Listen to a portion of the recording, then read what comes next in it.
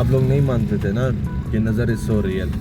भाई कल सीधा सादा इतना साबित मैं घर गया हूँ और सुबह उठा हूँ और मुझे बुखार हो गया, और ऐसा बुखार कि भाई पाँव की उंगली से लेके सर में जो पता ना बस बाल में दर्द नहीं होता वहाँ पे भी दर्द हो रहा था। इतना कोई दर्द जिस्म में, मेरी आवाज़ से भी आपको भी शायद महसूस हो कि यार तबीयत ना बड़ी शार्ट हो गई है। लगता है कि शायद किसी ने वाकई सही माने में नज़र मारी है। बाकी गला, सीना, स्टमक, ये गुर्दे सब जो हैं ऐसे हैं, बस मत पूछो आप। अस्सलाम वालेकुम नाजरीन, वेलकम बैक टू आदि मंगवानी ब्लॉग्स। उम्मीद है सब खैरियत से होंगे, ठीक ठाक होंगे। कोयटा में वैसे भी रशकश जो है थोड़ा कम हो गया है। टाइम आप देख रहे हैं 6:08 का टाइम है। आपको पता है इस रोड पे अमूमन कितना रश हुआ करता था, ये कोयटा वाले बेहतर जानते हैं। तो ये भी आप कह सकते हो एक पॉजिटिव वे में जा रहा है कि जो कोयटा की आबादी है ऑब्वियसली लोगों के जाने से जो है थोड़ा बेहतर हो रही है, क्योंकि हमारे रोड बड़े कंजस्टेड से थे और रशकश ज़्यादा था। हमारी अपनी आबादी जो मतलब आप कह सकते हो जो कोयटा के लोकल हैं वो तो ज़रा नॉर्मल सी थी, और ये जो हम कुदरती दुकान पे में हमें काम था तो सरिया मरिया जो है और सीमेंट जो है और ये टैंकियाँ अब रुक चुकी हैं, इनका कोई कारोबार ख़ास हो नहीं रहा, क्योंकि ज़ाहिर है पहले तो लोग आते जा रहे थे, अब तो कोई भी नहीं आ रहा, तो सामान माल उसी तरह पड़ा हुआ है। हाँ, जिसका हल्का फुल्का, जिसका कंस्ट्रक्शन का काम है, ठेके हैं, उनका काम चल रहा है। पर्सनली अब कोई घर नहीं बना रहा। अभी आपके सामने सिर्फ सरिया और सीमेंट की मैं वीडियो बना रहा था। उसका मालिक आ गया कि जी क्यों वीडियो बना रहे हो। मैंने कहा यार आप नाराज़ होते तो मैं डिलीट कर देता हूँ। कहा जी नहीं, आपको पूछना चाहिए। बिल्कुल ये बात उनकी 110% दुरुस्त है। मैं इस चीज़ को मानता हूँ कि भाई उनकी प्रॉपर्टी है, उनकी चीज़ पड़ी है, मुझे जो है उसकी वीडियो उनसे बगैर पूछे जो है नहीं बनानी चाहिए। वैसे अब मैं आपको ये मिसाल दे रहा हूँ, आप लोग अक्सर कहते हैं कि भाई ब्लॉग और कंटेंट का मज़ा नहीं है, तो ये चीज़ें अक्सर पेश आती हैं कि भाई हम किसी को अगर प्रमोट भी कर रहे हैं या ऐसा कुछ करने लगे, वीडियो होता ना कैमरा सिर्फ ऑन हो जाए, उसमें गपशप करें या बात करें, अगला जो है यही अल्फाज अदा करता है कि भाई आपने किससे पूछ के बनाई। तो इतनी मुश्किलात होती है कोयटा में ख़ासकर ब्लॉगिंग के लिए। और दूसरा आप सब कहते हैं ना कि जी फेस पे नहीं रखते, चलो भाई आइंदा से फेस पे भी रखूँगा। जहाँ पे निज़ाम बनेगा तो भाई वहाँ पे फेस आएगा। जैसे बाइक वगैरह पे होता हूँ तो वहाँ पे मैं नहीं बना पाता इस सर्दियों में, और मुझे वैसे भी तो आपको बताया था बुखार था, तो भाई आ गई ये अयूब स्टेडियम के पास। इसका ज़रा सूप काफ़ी मशहूर है और मैंने मंगवाई है अपने लिए यखनी। वैसे इसने दी जो यखनी है वो जो वाइट चिकन नहीं होती फार्मी, उसकी दी। वैसे अमूमन जो आपकी यखनी होती है वो मुर्गे की होती है। और आज सामने मेरा आगे सूप पड़ा हुआ है, पहले ये खाते हैं, फिर उसके बाद देखते हैं कि कोई शफा मिलती है या नहीं। शफा तो अल्लाह के हाथ में है। तो बेचारा बचत कर रहे 10-20 रुपए, देसी मुर्ग चाहिए यार को। बहुत मज़े का सूप है, फार्मी मुर्ग का सूप है और इसका टेस्ट बड़ा अच्छा होता है। देसी मुर्ग खाया भी नहीं जाता। कह रहे थे कि मुझे 50 रुपए कप में देसी मुर्गा चाहिए।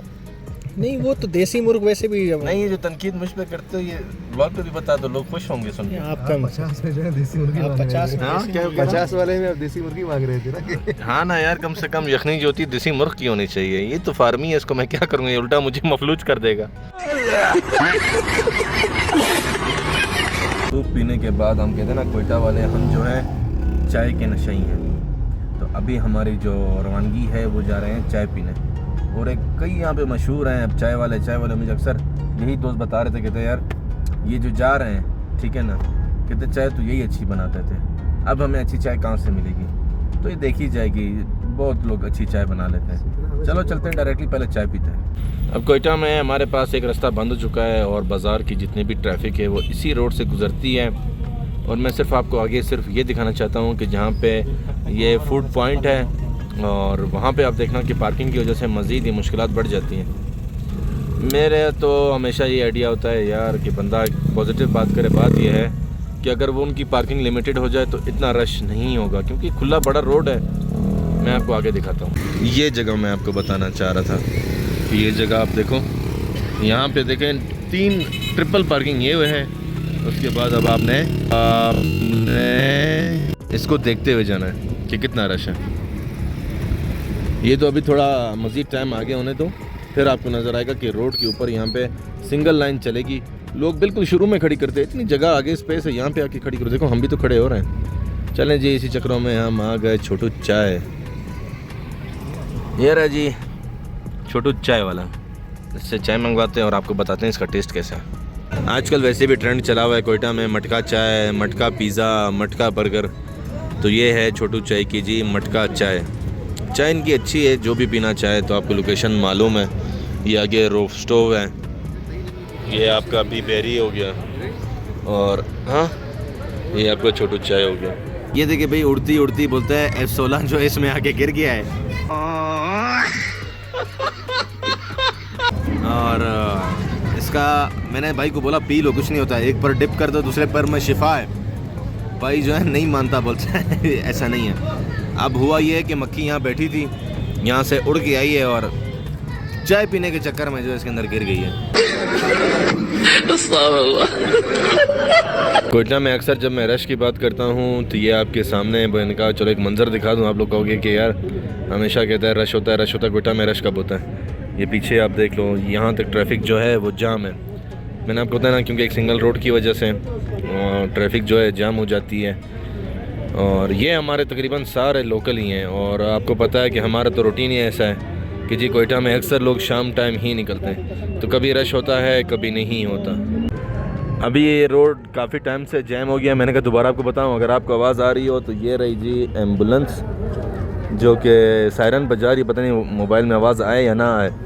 अब मुझे भी पता है कि भाई उसको कोई इमरजेंसी नहीं है, बस ये है रोड खाली करवाने के लिए ना वो ये सायरन बजाता है। जो इमरजेंसी होती है उसका सायरन अलग होता है। तो ये भी आप चेक करो, ज़ाहिर है अब रोड जो है वो पीछे तक बंद है। लाइटें नज़र आ रही हैं आपको, ये सारा पीछे बंद हो गया है रोड।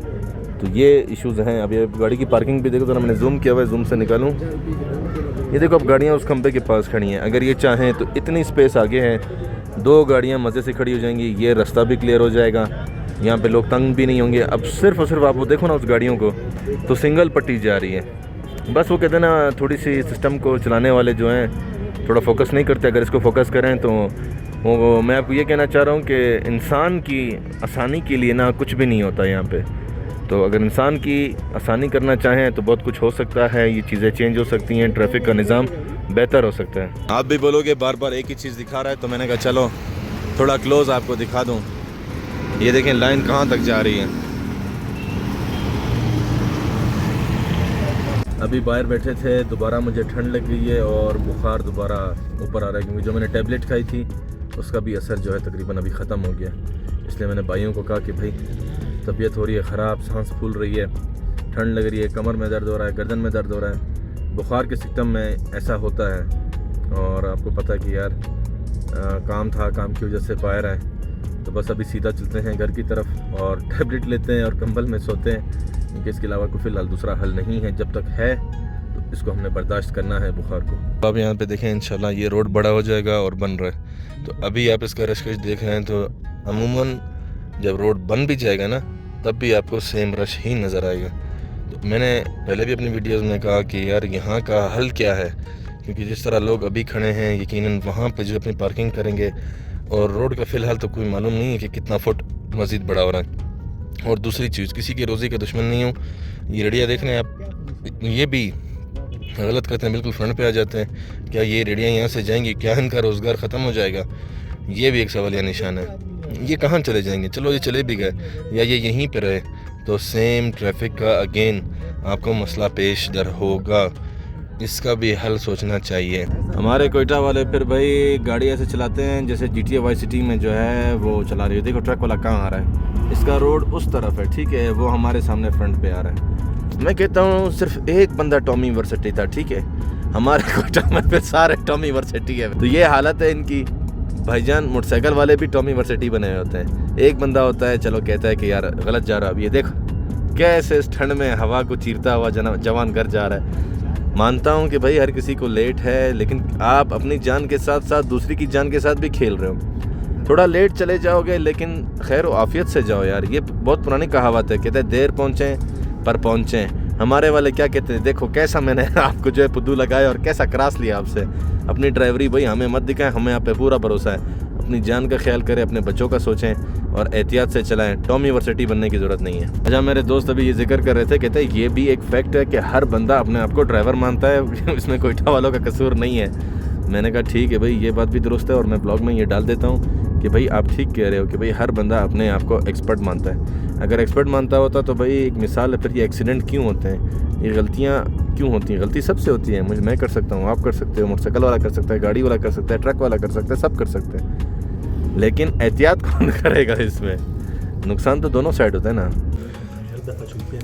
घूम फिर के हमने कहाँ जाना होता है भाई, यही लिडो है और हम हैं, और कोयटा की ये रूटीन है। इस सर्दी में आप सोचें कि हम कहीं जाएं तो भी कहाँ जाएं, तो Lido is the best option. चलें जी, मैं अपने नंबर ज़रा देखूं, बड़े प्यारे नंबर आए। तो लिडो हुआ हमारा एंड।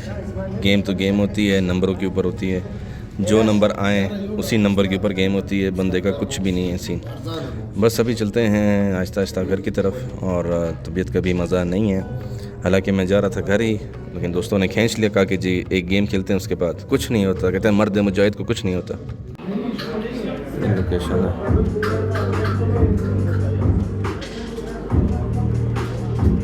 वेल, आज का व्लॉग करते हैं यहीं पे एंड, और उम्मीद करता हूँ कि आपको मेरा व्लॉग पसंद आया होगा। लाइक करें, शेयर करें और सब्सक्राइब करना ना भूलिएगा। आप लोग अपना बहुत सारा ख्याल रखिएगा। मिलते हैं इंशाल्लाह अपने अगले व्लॉग में, तब तक के लिए अल्लाह हाफ़िज़।